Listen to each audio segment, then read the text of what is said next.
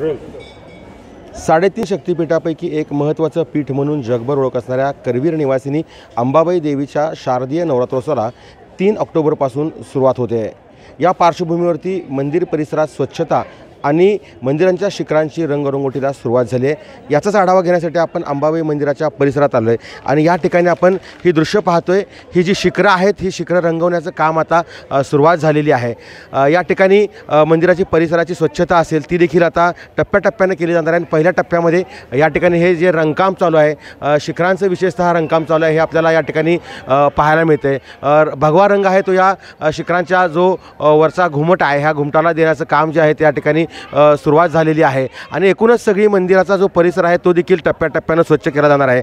आपल्यासोबत बोलण्यासाठी देवस्थान समितीचे व्यवस्थापक आहेत। काय सांगाल साहेब, कशा पद्धतीने यंदा नवरात्रोत्सवाची तयारी आहे ती केली जाते? विशेषतः या ठिकाणी आता स्वच्छता मोहीम असेल, रंगरंगोटी सुरुवात झालेली आहे। शारदीय नवरात्रोत्सवाला 3 ऑक्टोबरपासून सुरुवात होत आहे। शारदीय नवरात्रोत्सव 3 ऑक्टोबर ते 12 ऑक्टोबर या दरम्यान होत आहे। प्रथमतः आपण मंदिराची शिखरे रंगवण्याचं काम 2 दिवसापूर्वी चालू करण्यात आलेलं आहे। ते येत्या 2-3 दिवसामध्ये पूर्ण होईल। त्याच्यानंतर आपण स्वच्छतेला टप्प्याटप्प्यानं सुरुवात करणार आहोत आणि मला आशा आहे की हा शारदीय नवरात्रोत्सव अतिशय उत्साहाने आणि आल्हाददायक भाविकांना त्याचा लाभ मिळेल। नक्कीच आपण पाहतोय हा शारदीय नवरात्रोत्सव अगदी दिमाखात आणि उत्साहात आणि आनंदमय वातावरणात त्यात पार पडेल असा विश्वास देखील या ठिकाणी व्यवस्थापक महादेव दिंडे यांनी व्यक्त केला आहे। सत्यजाऊंतकर, लोकशाही मराठी, कोल्हापूर।